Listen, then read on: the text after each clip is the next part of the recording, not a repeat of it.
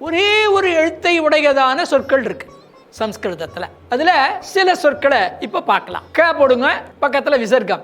கஹா, க போட்டு டீ போட்டா கா. கஹான்னு ஒரு வார்த்தை, தனி சொல்.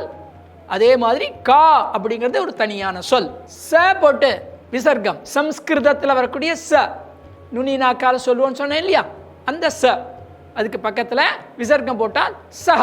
ச போட்டு பக்கத்துல டீ போட்டா சா. சஹ, சா. கஹ, கா. 4 சொற்களை நம்ம தெரிஞ்சுக்கிட்டு இருக்கோம். பொருள் என்ன? சஹ அப்படின்னா அவன் அப்படின்னு அர்த்தம். அவன் யார் அப்படிங்கிறது எப்படி கேட்கணும்? சஹ கஹா. சா அப்படின்னா அவள் அப்படின்னு அர்த்தம். அவள் யாருன்னு எப்படி கேட்கணும்? சா கா. இப்போ சொற்களோட வினா வாக்கியத்தை தெரிஞ்சுக்கிட்டு இருக்கோம்.